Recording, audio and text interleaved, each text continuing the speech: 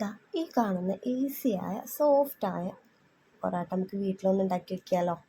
അപ്പം അതിന് വേണ്ടിയിട്ട് സൺഫ്ലവറും നെയ്യും കൂടി ചേർത്തിട്ട് ഞാൻ മിക്സാക്കി വെക്കുന്നുണ്ട്. അപ്പം നല്ല ബാക്ക്ഗ്രൗണ്ട് ഉണ്ടല്ല, നല്ല കിളീൻ്റെ സൗണ്ട്. ഞാൻ ഈ വീഡിയോ ഷൂട്ട് ചെയ്യുന്നത് രാവിലെ അല്ല കേട്ടോ, വൈകുന്നേരമാണ്. നമുക്ക് കുറേ മരങ്ങളൊക്കെ ഉണ്ട്, അപ്പോൾ അതിൽ കുറേ കിളികളൊക്കെ ഉണ്ട്. അപ്പോൾ അതിൻ്റെ സൗണ്ടാണ് നിങ്ങൾക്ക് കേട്ടത്. അപ്പോൾ നമുക്ക് പൊറോട്ടൻ്റെ മാവ് തയ്യാറാക്കാം. 4 കപ്പ് മൈദ എടുത്തിട്ടുണ്ട്. അതിലേക്ക് 1 ടേബിൾ സ്പൂൺ പഞ്ചസാരയും 1 ടീസ്പൂൺ ഉപ്പും ഇട്ടിട്ടുണ്ട്. 1 ടീസ്പൂണാണ്, ടേബിൾ സ്പൂൺ അല്ല. അപ്പോൾ ഇത് നന്നായിട്ട് ഞാൻ അരിച്ച് കൊടുക്കുന്നുണ്ട്. അരിക്കണത് എന്താണെന്ന് വെച്ചാൽ കട്ട ഉണ്ടാവും മൈദയിൽ, അപ്പോൾ നന്നായിട്ട് അരിച്ച് വെക്കുക. അപ്പോൾ പൊറോട്ട നമ്മൾ വാങ്ങിക്കാണല്ലോ ചെയ്യൽ, നമ്മൾ ഉണ്ടാക്കാറില്ലല്ലോ. ഭയങ്കര ബുദ്ധിമുട്ടാണെന്ന് വിചാരിച്ചിട്ട് ഒരു ബുദ്ധിമുട്ടില്ല, ഭയങ്കര ഈസി ആയിട്ട് നമുക്ക് ഉണ്ടാക്കാം. ഇതൊന്ന് സ്കിപ്പ് ചെയ്യാതെ എല്ലാവരും ഫുൾ വീഡിയോ ആയിട്ട് കാണാൻ ശ്രമിക്കുക. അപ്പോൾ ഇതിലേക്ക് ഞാൻ 1.5 കപ്പ് വെള്ളം കുറച്ചായിട്ട് ഒഴിച്ചിട്ട് നന്നായിട്ട് കുഴച്ചെടുക്കുന്നുണ്ട്. കൗണ്ടർ ടോപ്പിൽ കുറച്ച് നമ്മൾ നേരത്തെ മാറ്റി വെച്ച സൺഫ്ലവറും നെയ്യും ഉണ്ടല്ലോ, അതൊന്ന് തേച്ച് കൊടുത്തിട്ട് വേണം നമുക്ക് കുഴച്ചെടുക്കുക. ഇതുപോലെ നന്നായിട്ട് ഒരു 1.5-2 മണിക്കൂറെങ്കിലും നമുക്കിത് റെസ്റ്റ് ചെയ്യാൻ വെക്കണം. നമ്മുടെ മാവ്. അപ്പോൾ കുറേ നാൾക്ക് ശേഷമാണല്ലോ ഒരു വീഡിയോ ഉള്ളത്. ഓരോ തിരക്കായിട്ട് അങ്ങനെ പോകണം. അപ്പോൾ വീഡിയോ അങ്ങനെ എടുത്ത് വെക്കും, ഇടാനുള്ള ടൈം കിട്ടൂല. അപ്പം ഇനി നമുക്ക് ഓരോന്നായിട്ട് വ്ളോഗ്സും കാര്യങ്ങളൊക്കെ ചെയ്യാം. അപ്പോൾ നമ്മുടെ മാവ് നന്നായിട്ട് കുഴച്ച് കിട്ടിയിട്ടുണ്ട്. ഇത് 4ആയിട്ടാക്കിയിട്ട് ഞാൻ ചെയ്യുന്ന പോലെ കൈവെള്ളയുടെ ഉള്ളിലിട്ട് മാവാക്കിയിട്ട് നമുക്ക് ബോൾസ് ആയിട്ട് എടുക്കാം. എനിക്ക് ഈ മാവിന്ന് 9 ബോൾസാണ് കിട്ടുന്നത്.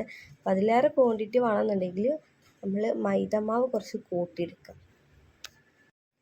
നമ്മുടെ ചാനൽ പുതിയതാണല്ലോ, എല്ലാവരും സപ്പോർട്ട് ചെയ്താലേ ചാനൽ മുന്നോട്ട് പോകാൻ കഴിയുള്ളൂ. അപ്പോൾ എല്ലാവരും ലൈക്ക് ചെയ്യുക, ഷെയർ ചെയ്യുക, സബ്സ്ക്രൈബ് ചെയ്യുക.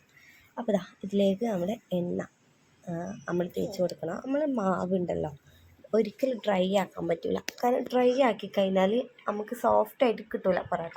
നല്ലോണം നമുക്ക് ഇതിലേക്ക് നെയ്യ് തേച്ച് കൊടുത്തിട്ട് നല്ല നനഞ്ഞ ഒരു കോട്ടൻ്റെ തുണി വെച്ചിട്ട് നമുക്ക് ഇതുപോലെ അടച്ച് വെക്കാം. ഇനി ഇതൊരു 10-15 മിനിറ്റോളം റെസ്റ്റ് ചെയ്യാൻ വെക്കാം.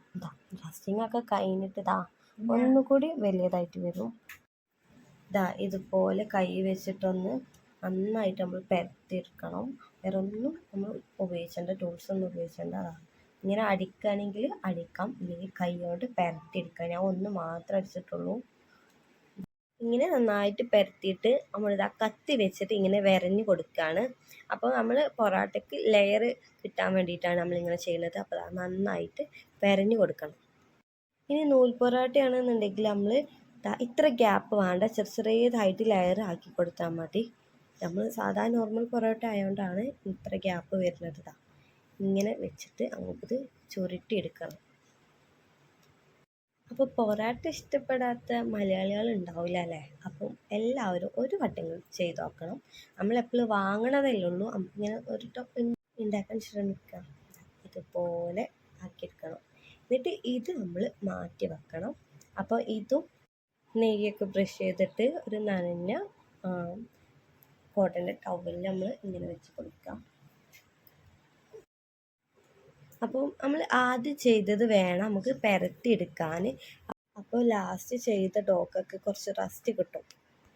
അപ്പോൾ ഈ പൊറാട്ടൻ്റെ മെയിനായിട്ട് സോഫ്റ്റ് കിട്ടുക എന്ന് പറയുന്നത് നമ്മൾ എത്രത്തോളം റസ്റ്റിംഗ് ടൈം കൊടുക്കണോ അത്രത്തോളം സോഫ്റ്റ് ആവും. നമ്മൾ നല്ലതായിട്ട് പരത്തിയിട്ടുണ്ട്. പരത്തിയിട്ട് നല്ല എണ്ണയൊക്കെ ബ്രഷ് ചെയ്ത് കൊടുത്തിട്ട് അങ്ങോട്ട് കൊടുത്തിട്ട് നല്ലോണം മറിച്ചെടുത്തിട്ട് നമ്മൾ പൊറോട്ട റെഡിയായി. നന്നായിട്ട് അടിച്ച് കൊടുക്കണം, ചൂടോടെ തന്നെ അടിച്ചെടുക്കണം. അപ്പം മാവ് കുഴക്കുന്നതിന് മുന്നേ നമ്മൾ പഞ്ചസാര ഇട്ടല്ലോ. അപ്പം അത് എന്തിനാന്ന് വെച്ചാൽ ഈ പൊറോട്ടയിൽ കണ്ടില്ലേ ബ്രൗൺ കളർ, അത് കിട്ടാൻ വേണ്ടിയിട്ടാണ്. അത് ഇട്ടിട്ടില്ലെങ്കിൽ ബ്രൗൺ കളർ കിട്ടത്തില്ല. അപ്പോൾ ഇഷ്ടപ്പെട്ട എല്ലാവരും ലൈക്ക് ചെയ്യുക, ഷെയർ ചെയ്യുക, സബ്സ്ക്രൈബ് ചെയ്യുക. അപ്പം നിങ്ങൾക്ക് എന്തെങ്കിലും പുതിയതായിട്ട് ചെയ്യണം എന്നുണ്ടെങ്കിൽ, റെസിപ്പീസ് ഞാൻ ചെയ്യണം എന്നുണ്ടെങ്കിൽ ഒന്ന് കമൻറ്റ് ചെയ്യാം. അപ്പം മറക്കണ്ട കേട്ടോ. നമുക്ക് ഇനി വ്ളോഗായിട്ട് വീണ്ടും വരിക. എല്ലാവരും സപ്പോർട്ട് ചെയ്യാം.